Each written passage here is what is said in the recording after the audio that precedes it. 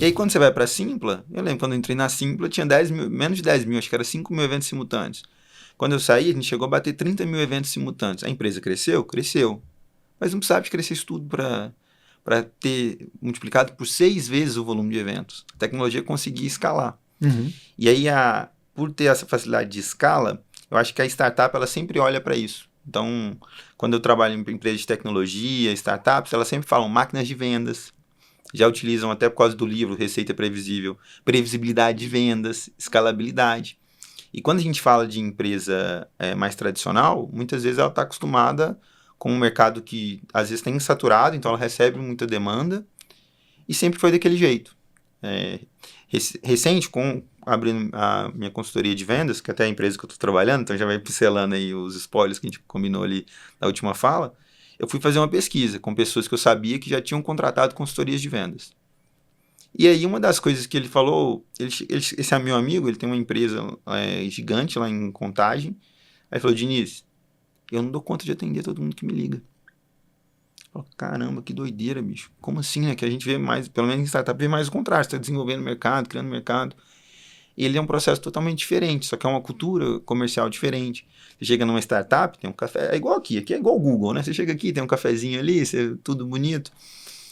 Mas você chega às vezes igual nessa empresa, é uma fábrica de aço, então lá fora é aço rodando, então tem algumas diferenças. Eu acho que uma coisa que me chamou muita atenção, que eu não tinha consciência, que foi a primeira resposta que eu trouxe é essa.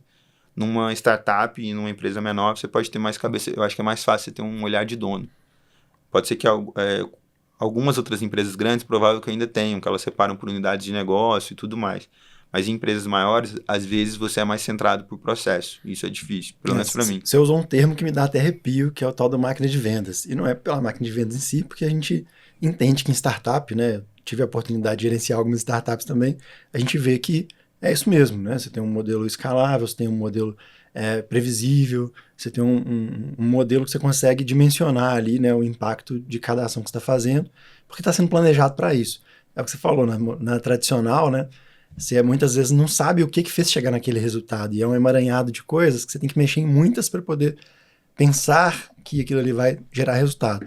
E muitas vezes, como você falou, eu vejo isso muito nas empresas que a gente está prestando consultoria hoje, os donos estão diretamente envolvidos ali com a gestão dos clientes, das carteiras, né, o relacionamento com o cliente, e ele não dá conta ou de atender comercialmente, ou até de entregar, né, de gerir os projetos.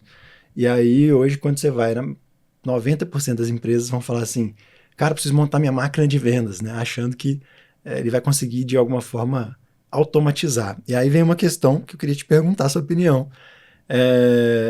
Tudo que se aplica em um modelo de empresa eu consigo aplicar em outro, ou seja, o sucesso que eu vejo numa equipe de vendas da TOTUS, eu consigo implantar na minha pequena empresa prestadora de serviço, o modelo que a Google adota para poder fazer gestão de pessoas, eu consigo implantar, né, na lojinha de bairro da cidade interior?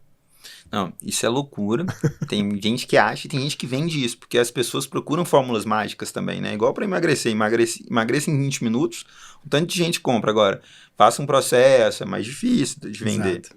Então, tem guru vendendo forma script infalível. Vou fazer até um jabá próprio aqui, eu coloquei no meu LinkedIn esses dias.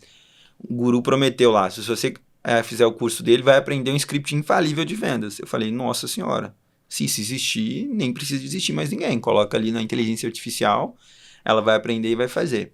Eu não acho que tem tanto, e até nos mesmos mercados. A gente estava brincando aqui antes. É igual o Google. Eu ligar numa empresa de tecnologia ou de marketing, falar que sou o Google, todo mundo vai me receber benzão. Falar, opa, do Google, vou falar com ele. O Google me ligou, que moral, o Google não liga para ninguém. Agora, cria uma empresa ali na garagem, né, que eles falam, igual antigamente, mas cria uma empresa menor, tá começando e liga. Não tô sem tempo, tô numa reunião. Então já muda muito a maneira, até dentro do mesmo mercado. Às vezes era o Google e uma concorrente que é menor, que pode atender até melhor. Então existem diferentes estratégias e maneiras, até de acordo com o momento da sua empresa, se existe a familiaridade com a sua marca, a educação daquele mercado. Então vão ter vários pontos que vão impactar, até na mesma área, vendendo a mesma coisa. E quando a gente fala também dos tipos de venda, eu sou muito da venda B2B. Então já trabalhei alguma coisa de venda B2C, Primeira vez que eu vendi foi doce, assim, vendia doce, funcionou, vendi bem. Mas B2B é entre empresas. Até entre empresas tem muita diferença. Você chega num SEAS, é diferente do que é aqui. E os processos têm que se adaptar ao cliente. Sim. Quando a gente fala máquina de vendas, até trazendo da engenharia de produção e do que a gente estuda ali no segundo ano, que é o toyotismo, o taylorismo, o fordismo, né? Que foram as máquinas que foram criadas. Poxa, a máquina, você coloca algo, vai sempre sair igual. Não existe isso numa máquina de vendas. Uhum. Eu me comunico de uma maneira diferente, você se comunica de uma maneira diferente, as pessoas se comunicam de uma maneira diferente, as empresas, os produtos. Então, você tem que adaptar aquelas pessoas, a audiência de quem é da sua marca. Então, para quem você está vendendo? Como que essa pessoa compra? O que ela gosta de ouvir? Eu não acredito que existe o mesmo processo para todos. Eu acho que podem ter sempre questões em comum. No fim, é alguém que você quer se conectar e quer vender para aquela pessoa. Então, vão ter processos assim mais macro que vão ser sempre comuns. Mas eu não acredito vou pegar essa receita de bolo, né? Carregá-la comigo e levar. E aí tem um ponto interessante que é dados, né? Ou seja, algo que te ajuda muito a pensar onde você pode atuar e de que forma que você pode ter mais previsibilidade é fazer uma boa leitura de dados, ou seja, implementar ali um CRM, ter um funil, ter as informações sendo lançadas de forma parametrizada, né, para você ter padrão para leitura e a partir disso você conseguir fazer leituras para tomada de ação, que aí você consegue ter mais previsibilidade. Pô, aqui se aumentar, eu tenho impacto ali, né? Aqui é onde tem um gargalo que diminui todo o restante da operação. Então, você consegue ter essa previsibilidade. Hoje, como é que você vê essas empresas trabalhando dados, funil? A gente estava até há pouco conversando aqui, estou tentando lembrar com quem, que estava falando de grandes empresas, né? Grandes empresas têm mais familiaridade com o sistema, com dados, com processos, né? E as pequenas, às vezes, dão uma surtada, né? Quando a gente fala, tem que preencher, tem que ser rotina, né? Tem que ser na hora. Como é que você vê isso hoje? Tem muita coisa que vem para burocratizar, né? Até grande empresa mesmo, por exemplo, a minha última experiência, na Crita, eu tinha coisa que era mais burocrática, ela não me ajudava tanto no meu projeto no dia a dia. Mas, eu acho que a gente também não precisa de ser a maior tecnologia possível de gestão de dados, não. Você pega o básico. O que muda o ponteiro? Então, por exemplo, a gente presta consultoria de vendas em formatos diferentes. Quando você chega num lugar, você não precisa de mudar tudo que está errado. Você muda aquilo que move o ponteiro. Depois você vai educando para aquilo que vai fazer diferença. Então, acho que muitas das vezes as pessoas também ficam muito preocupadas. Nossa, eu tenho que colocar um CRM robusto, bonito. Às vezes você vai escalar um tem que estar errado. Você vai colocar uma coisa antes de estar funcional. Então, peraí, eu preciso realmente de um CRM bonito, robusto? A Simpla, que era uma das principais startups do mercado, investida, cheia de milhões por trás, a gente pôs uma versão gratuita de um CRM quando a gente fez uma implementação. Sim. Então a gente funciona super bem. Funcionou bem, melhorou, aí beleza, depois paga para o que você quer ter a mais. Já sabendo, inclusive, o que você precisa, né, dentro do CRM, porque antes você não sabia 100%, né? O que você está sentindo falta, então você testou para começar, então começa tipo pequeno para ficar grande. Na linguagem das startups, são os MVPs, né, o mínimo produto viável. A gente que é de Minas aqui ir pela beirada, vai pelo que é mais fácil ali, e aí você vai começando. Então acho que as empresas também não precisam de ficar, nossa, você não vai competir com uma Ambev. A Ambev vai ter gerente, diretor, supervisor de dados, de data lake, de tudo que a gente pensar. Mas agora, na sua empresa, o que move o ponteiro? Para você ter agilidade. O que é mais importante para o seu cliente? Eu tenho um contraponto interessante aí, porque uma coisa que eu vejo muito nos clientes hoje é justamente o inverso, assim, essa dificuldade de construir as coisas a longo prazo. Porque você falou uma coisa que é fato. As pessoas procuram o caminho mais fácil, né?